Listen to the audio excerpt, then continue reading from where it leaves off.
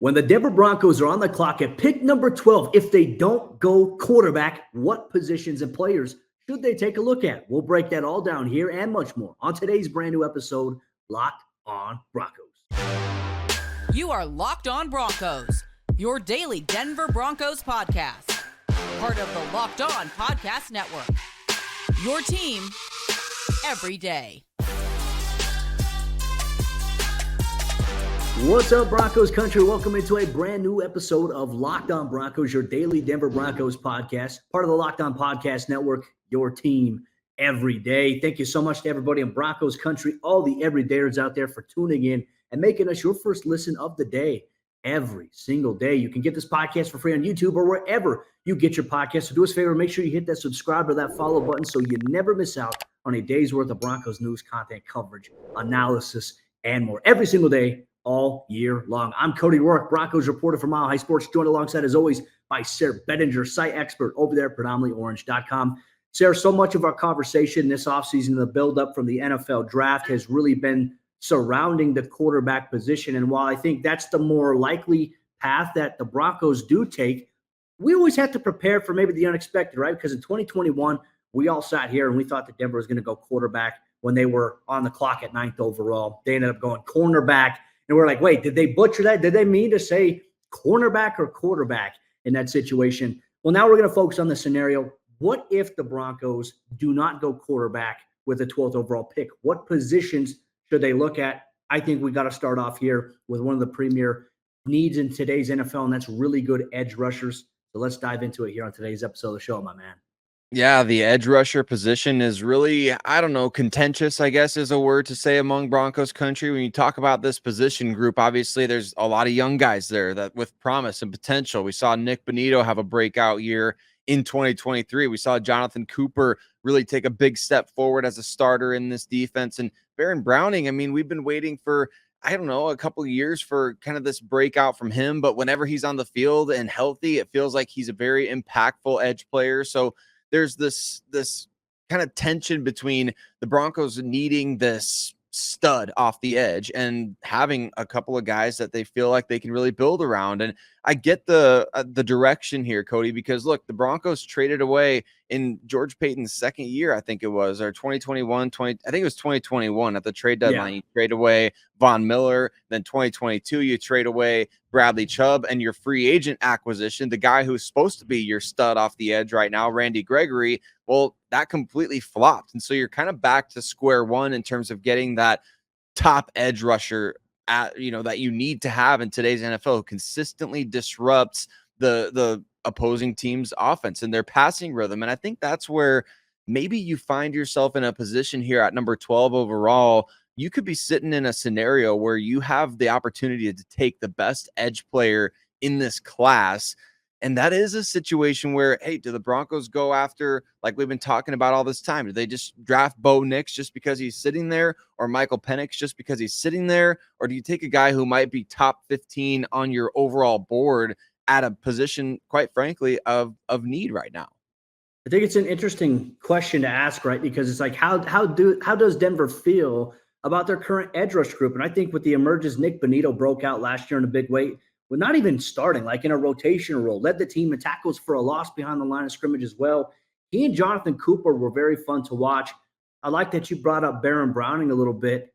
And the thing about Baron is that he's never really been kind of considered in that starting realm, right? Like obviously when he was healthy, he came in and he and Cooper started, but we haven't really had a full chance to see him unleash, right? Because he's had a couple of injuries throughout his career. Obviously, the meniscus injury was something that lingered a little bit longer. He played through it the year prior, had to have offseason surgery. That impacted him being ready to go. But we've seen on film, on tape, when he's on the field, like he has all the traits necessary. And I'm going to continue to emphasize what I've been told is that the Broncos do believe between one of those three guys that they currently have in their edge rush group, they believe that they will have one guy emerge into a star pass rusher.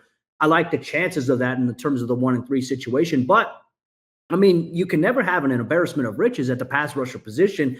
And some of the edge rushers in this year's class are very, very exciting. So let's start off here. We're talking about Alabama edge rusher Dallas Turner. Now, a complete freak of nature. I mean, when we talk about prototypes, we talk about maybe consideration from a length standpoint, he's a freak of nature athletically. But I also think when you look at his production, I mean, Sayre in 2023 for Alabama, 11 sacks on the year. But this is the one stat that actually really blows my mind because it's not that often you see this type of thing happen. For an edge rusher, 15 and a half tackles for a loss behind the line of scrimmage in 2023. So you know what this tells me? When you watch the tape, not only is he strong, athletic, but he's also disciplined and keeps really good contain. The Broncos, they might need a little bit of that there. So first prospect we're going to talk about here, Dallas Turner. Your thoughts on maybe adding him at 12th overall?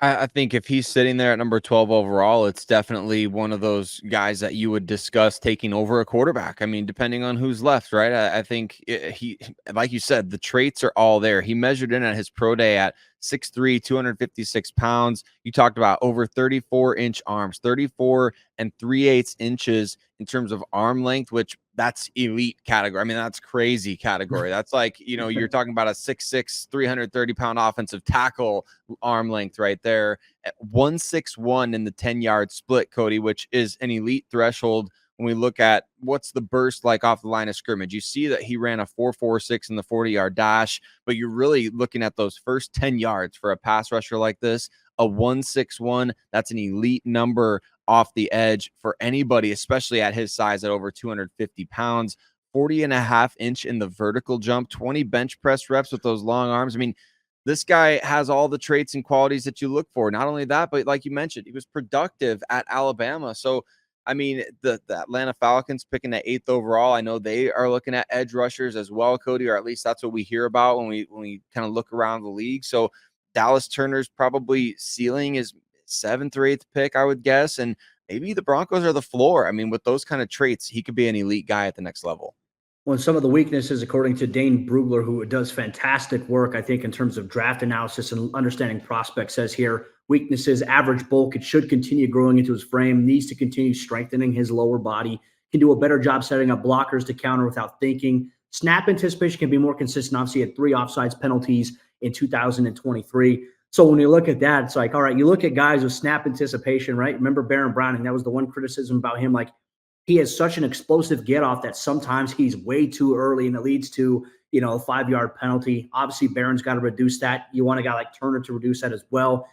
Jared Verse out of Florida State's another option to consider here when we talk about maybe an edge rusher there that you want to add to the mix. 9 sacks in 2023, 12 and a half tackles for a loss behind the line of scrimmage, 3 passes defense. He was a first-team All-American, first-team All-ACC. He led the team in sacks as well. Your thoughts on maybe Jared Verse being added to the mix as well when we're talking about this pass rush group?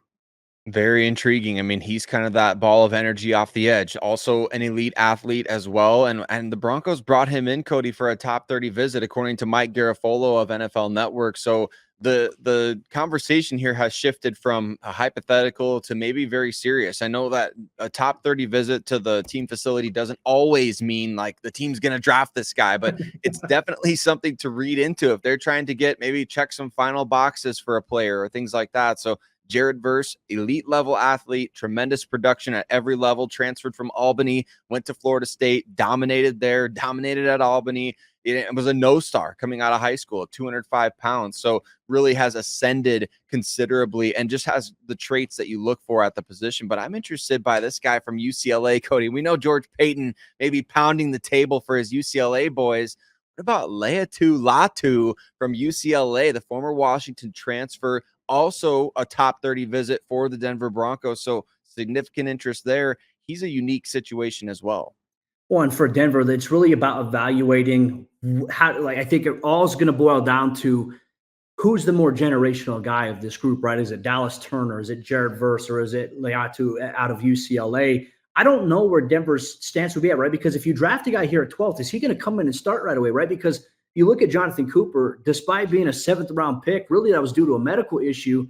You have him, you have Baron Browning, you have Nick Bonito, who you got in round 2.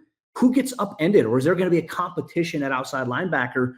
We know that George has those UCLA ties. Obviously, we've seen that with guys like Greg Dulcich in the past. So for me, I feel like this is the one probably edge rusher of the group. Obviously, very talented, but I think a lot of people have questions about, previous history, durability. Is that something that he can maintain here at the NFL level? I'm very, very curious to see how it all pans out here for the Broncos and their evaluation going forward here. But look, an edge rusher, it might be an option for Denver at 12th overall, but there's also another position of need that Sayre and myself, we're going to talk about here on today's episode of the show. That is offensive tackle. Could the Broncos pick their offensive tackle of the future at left tackle in round number 1? That's something we'll break down here on today's brand new episode, Locked On Broncos. Today's Locked On Broncos podcast is brought to you by our friends over there at FanDuel Sportsbook. And as you all know, at FanDuel, they're America's #1 sportsbook. And right now is the time to get in on the action because it's playoff time. The NBA playoffs are coming up. The NHL playoffs are coming up. Baseball season is in full swing with your favorite teams. And FanDuel is the place to bet on every game, from the NBA play-in to the NBA playoffs to all the action on the court and on the ice inside the NHL. And right now, new customers get $150 in bonus bets guaranteed. That's $150 whether your bet that you place wins or loses. You can bet on everything from slap shots to home runs to slam dunks or three-point shots made in the game, all on an app. That's safe, that's secure, and that's also super easy to use. So what are you waiting for? Visit FanDuel.com/lockedon and make your first bet an automatic win. FanDuel is America's #1 sportsbook.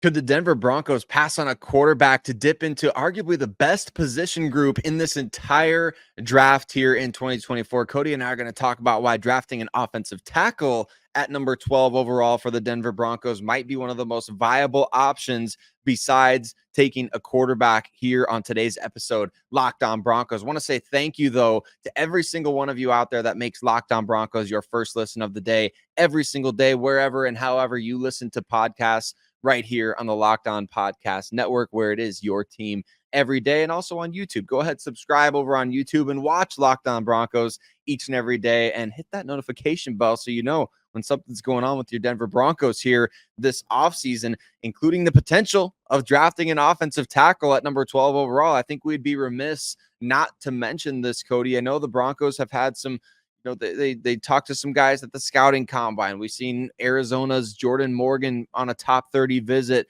There's intrigue there, and I think genuine interest because of the idea that, hey, the Broncos may be targeting a specific quarterback, not just saying, hey, whatever one of the 6 left at number 12 overall, we like that option. If they're targeting a specific quarterback and they can't get him, offensive tackle, I think, makes as much sense as any other position in this draft.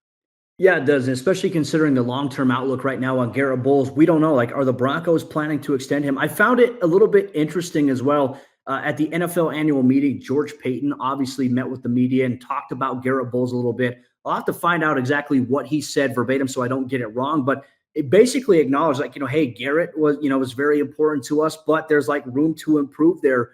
I think, okay, he says here, I think he had a good season. I think he played well. Obviously, there's always things you can improve on, but shoot, Garett, I think he's 31 or 32 years old. He still moves like he's 25. I thought he had a good year. Obviously, there are things he can improve on. He's still learning some of the techniques of Zach Strief and those guys. I thought he played really well. I mean, while we can read into that as well, it didn't necessarily sound long-term committal from George Paton in that regard, right? And this is a huge, huge gamble. If you move on from Garett, who I think we can make an argument. Garett right now, very, very solid, very consistent across the board throughout the course of his career, despite how it started, has really, I think, found his footing a little bit, responded in a big way coming off that season-ending injury in 2022. Now he's on the final year of his deal. No guaranteed money left. Going to count $20 million against the cap this upcoming season. My question here is, what is Denver's plan beyond 2024 at left tackle? Does it involve Garett? And if not, really, what is that plan? If it doesn't involve Garett, Denver really has to look at this option right here in the NFL draft and say, hey, is the tackle option that we believe, right? If Denver doesn't believe they're going to get the quarterback that they want in this year's draft and may have a plan to maybe pivot to next year's draft or free agency next year where Dak Prescott's going to become available, it's a conversation for another day. You can't go into 2025 without a long-term left tackle. That's a very, very risky move for the Broncos to make there. So do they extend Garett or do they look in the draft?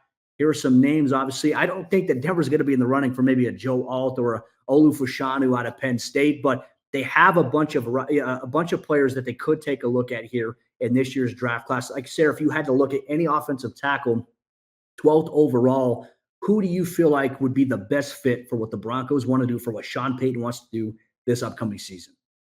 You know who I really like in this draft is Washington's Troy Fautanu, Cody. We learned the pronunciation thanks to Dane Brugler's NFL draft guide. Troy Fautanu, in case you didn't know how to pronounce his name. I certainly didn't before reading that pronunciation guide. 34.5-inch arms, longtime starter over there at Washington, played left tackle, played left guard. Brugler, I know, has got him projected as a guard at the next level, but I think he could play tackle. I think he could excel as a left tackle. He's got the athletic traits, he's got the length, he's got the experience, and I think he's somebody that you can trust out there. And so this is a situation where it's almost just like, hey, take your pick at this position, right? I mean, you talked about Joe Alt, you talked about Olu Fashanu. There's so many guys in this class that you could fall in love with. J.C. Latham from Alabama, Amarius Mims from Georgia, guys with potential like that to play and just, maybe need some refining, maybe need some good coaching. But it all does boil down to what you said. Like, what is the long-term plan? And we may get our clearest indicator of that based on how the NFL draft goes, right? I mean, if the Broncos are going after tackles in the first round, obviously that means they don't believe Bolles is going to be back after this coming year. But like you said, I mean, if they still believe that Garett is out there moving around as though he's in his mid-20s, like there has been proven longevity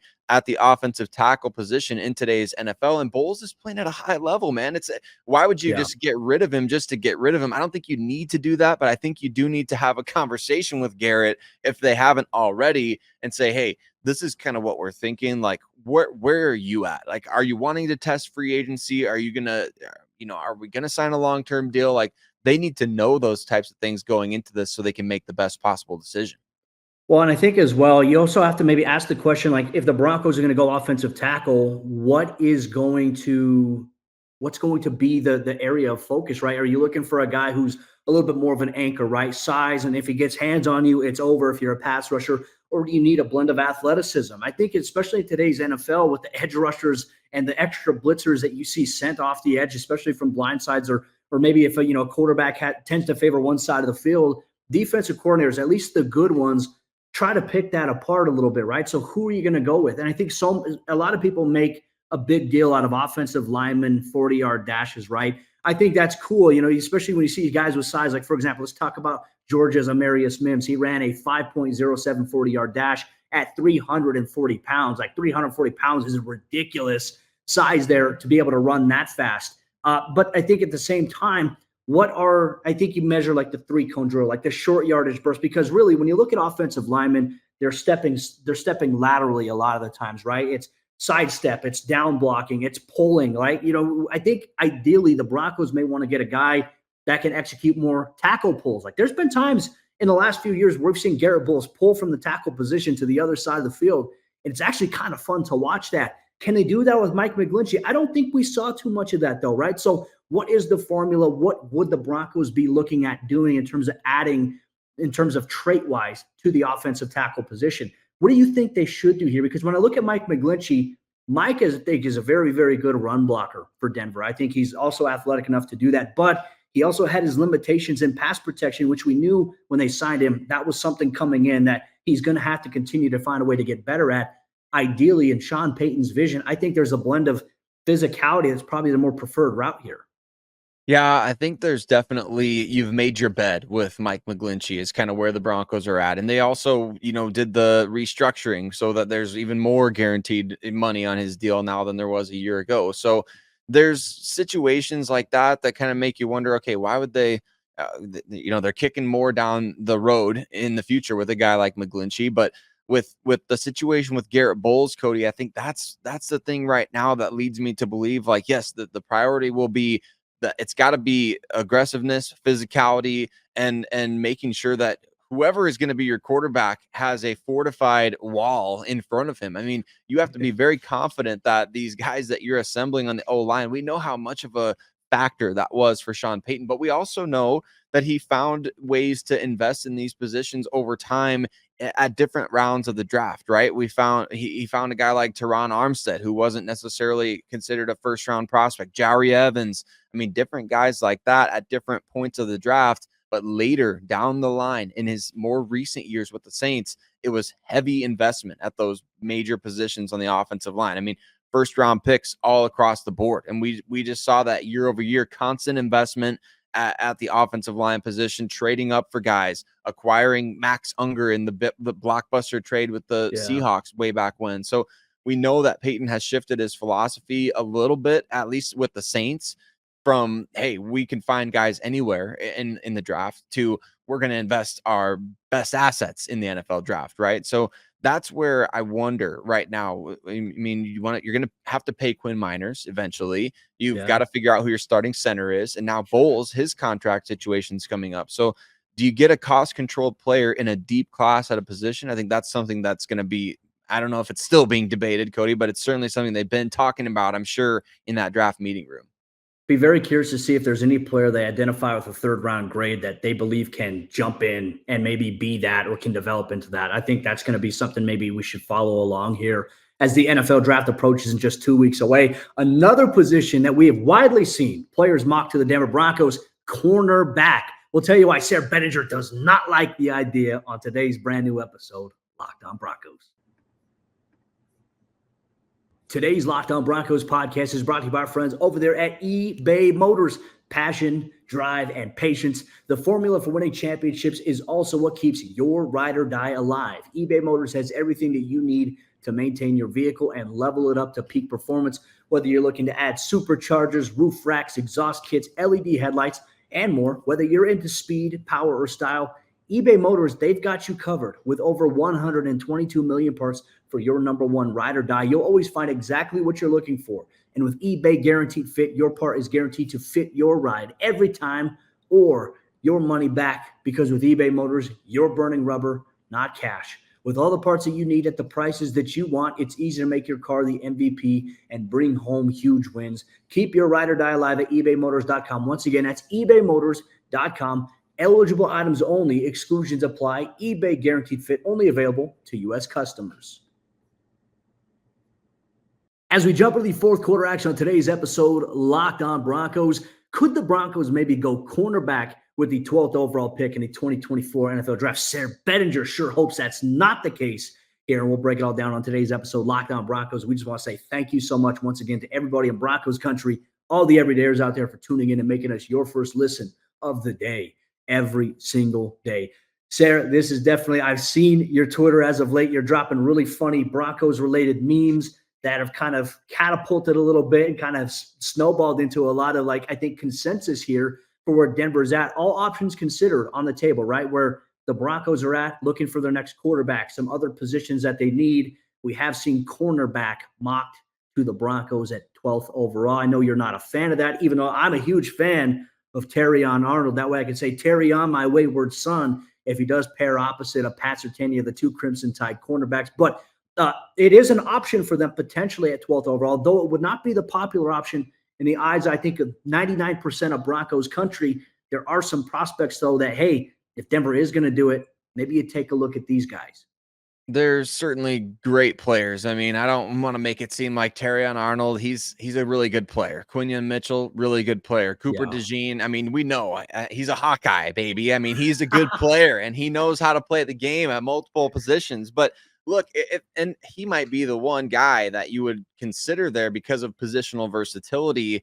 But at the same time, it's like, the Broncos are struggling with the pass rush. We've struggled, to move the ball offensively. You don't have necessarily a ton of young foundational pieces on the offensive side of the ball.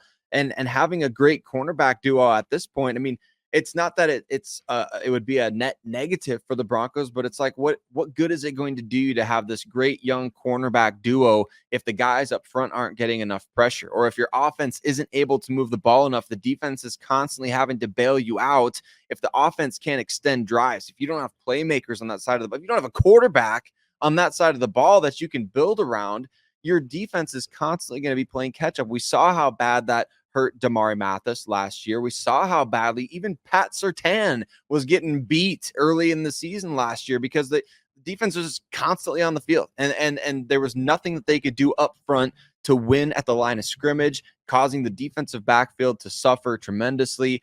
Cody, I just think you're shoving a rookie quarterback into a really brutal situation by not making everything else around him better. The Broncos just don't, we talked about the pass rushers in this class. Those guys could be high impact players on this roster. We've talked about quarterbacks, offensive tackles, even wide receivers, or Brock Bowers, the tight end / wide receiver, if you want to call him that.